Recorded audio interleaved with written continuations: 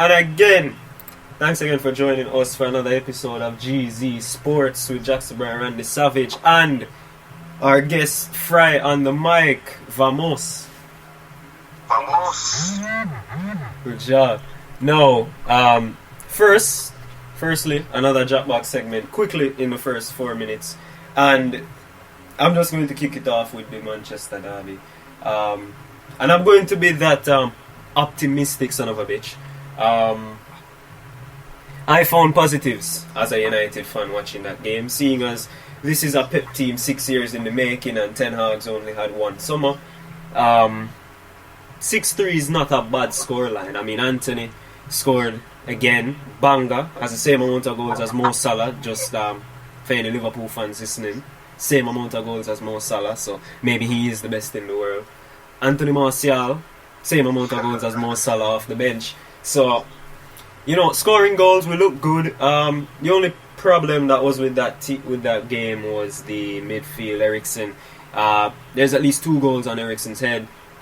Erling Haaland scored a hat-trick. Don't think it was inevitable. I mean, it was 1-0 when Varane was on. Varane came off. He got a free header on the corner. Surprise, surprise. Scored again with dragging with Grealish and Foden. Their runs dragging defenders away from Haaland, giving him all the time in the world, like James Bond. And Foden scoring a hat-trick, which I could say I was genuinely surprised about. Pep did say he was better than Messi, so maybe he is starting to evolve into that moment of time. But enough said. Time to bring in the other panelists. Let's start with the new guy today, Fry. What were your thoughts on the Manchester derby today?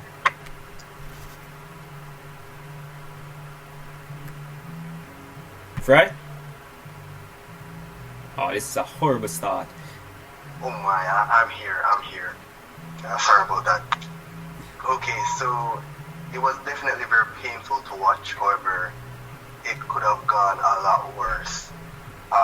We could have definitely gotten 6-0, and that would have been a horrible way to start off the week.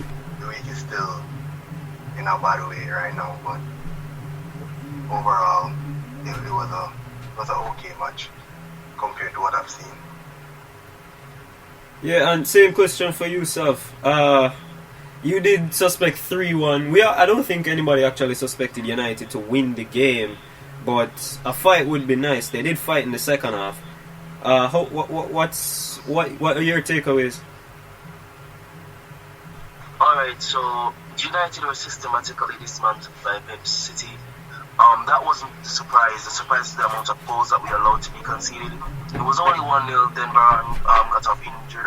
I hope he's okay. I hope he can recover and be there.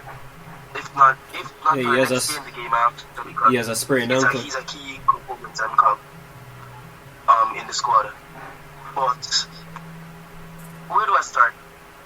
United didn't offer enough in the midfield. They didn't control the play. In the first half, they were lackluster at best. They were second to every single ball. They didn't put in enough. Defensively, we were quite atrocious, to be completely honest with you. There is no shot that we should be giving away a hat-trick. Nevertheless, 2. As you said, there is some positives. With Martial coming on, scoring a brace. Right, Fred played really well, and Anthony, yeah, he's looking, every day he's looking like he's worth a little bit more on that price tag. So as he said, Pep has been making this for a long time now. Ten Hag has only been given one season so far, or just one transfer window really. So we shouldn't really jump the gun and criticize him like I've seen some fans do. So yeah, all I'm saying, this is not the end of the world, United fans. We'll pick ourselves up, dust ourselves off, and be back for next week. Yeah, and I'm glad you mentioned defense. I don't see Lisandro Martinez, who did anything particularly wrong in the game. People are criticizing him. I don't really see the issue between. I've seen him made some good blocks on the day. He played on the ball very well. The only problem with the back 5 that I had was the guy who's able to use his hands, David De Gea, and countless amount of crosses into the box, and he didn't attempt one. He didn't attempt to claim, to punch, anything. Of all the goals that were scored, he dived or attempted to save one, and that was the fourth goal. Is it time for Manchester United to move on from David De Gea? Well, as it relates to that, there's quite a bit of stigma around De Gea at United, considering that he has been the number one from a plethora of years now. I believe that we should explore options. Whilst we don't currently have any other really star makers on the team. We do have Dubravka, we do have Keaton, but can they really perform to the level of De Gea even on a bad day? I'm not so sure. I second that as well. That's actually a great point, because De Gea on his good day is one of the best keepers that I've seen. You know, we look back to that match against Arsenal, and I think it was 2017, and you think of how breathtaking his performance is, and he's capable of doing that. It's just that his form is off. Yeah, I mean, he can save, but when it comes to, other things like taking the pressure off the defense, like catching a cross, coming out for the ball, being how when we were in high school and you had somebody like Rajiv in goal, who would always yell "keepers" and come out. I can't tell you when last I saw De Gea do that. So that's the main problem with me and David. I think he's a bit. I think he's still playing in 2011 rather than 2022, in which he's not adjusted to the new flow of how goalkeepers play.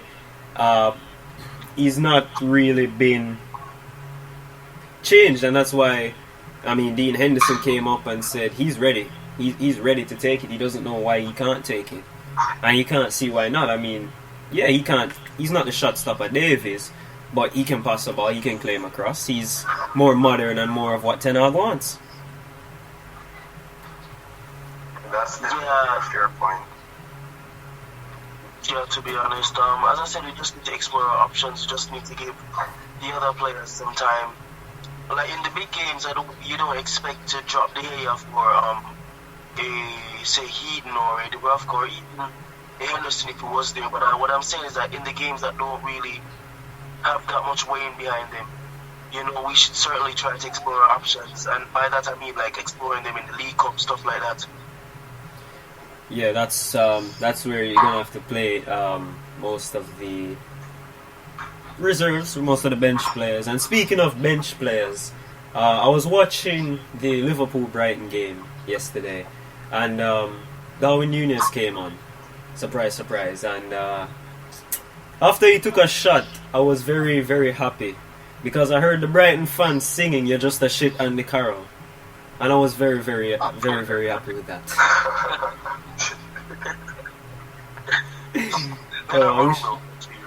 I wish I had the clip, but hey, starting with Sav this time. I said he was gonna flop. Are you ready to admit that he is a flop? Not quite yet. It's only a couple of games in the season. Like what?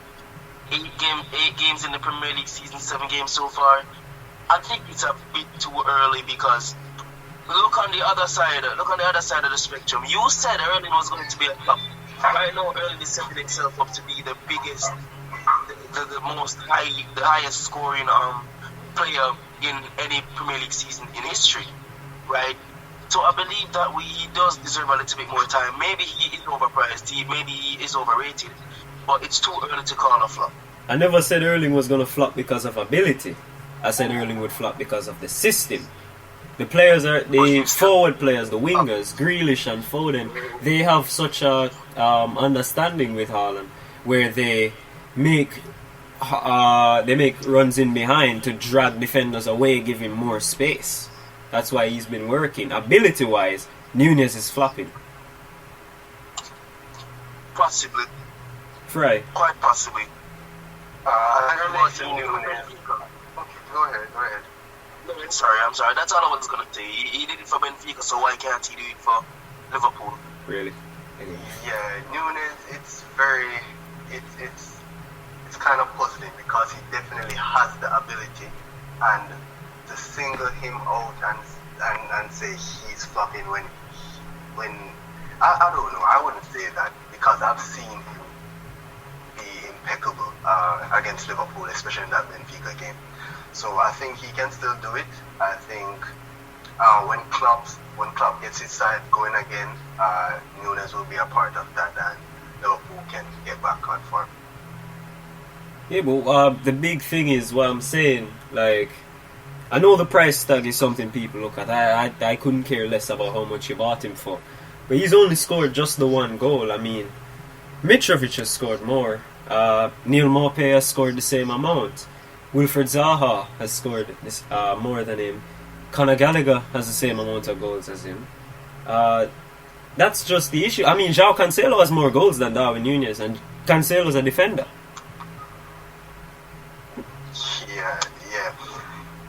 Yeah, but there's other factors as well, because those players have adapted to the league, so you could factor that in as well as to how they're performing.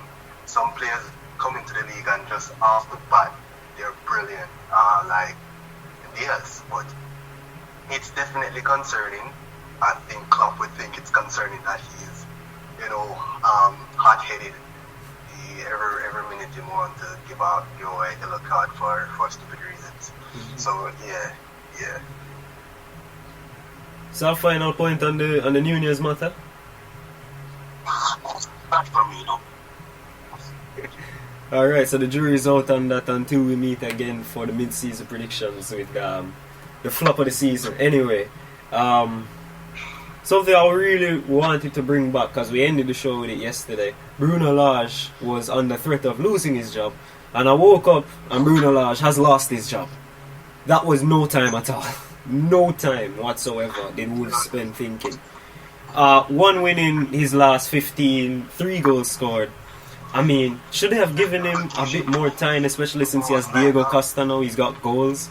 Should they have given him, like, the next 3 or 4 games to save his job? When Lage came in for Nuno Espirito Santo, he did well, right? He did really well in that regard. They've had a bad start to the year, to say the least.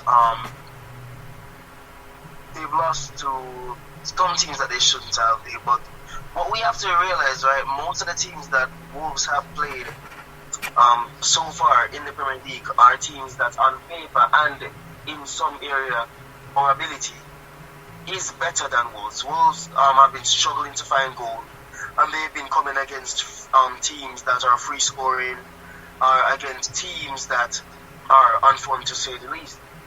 I do not believe that it was necessarily the right decision to sack Bruno Lage, especially considering who is going to want to take over a Wolves team where it seems that none of the players are willing to fight for the badge. Who is going to take over from a Wolves team that's sitting 18th in the Premier League with only a couple of goals to their names in the Premier League? The answer is no one, really.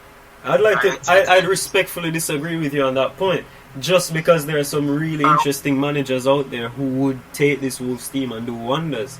I could name a few. I could easily go with the lazy option and say Mauricio Pochettino, because he could turn this team with Diego Costa, Raúl Jiménez, Daniel Podence, Pedro Neto. He could turn this team into a free-scoring team. Pochettino.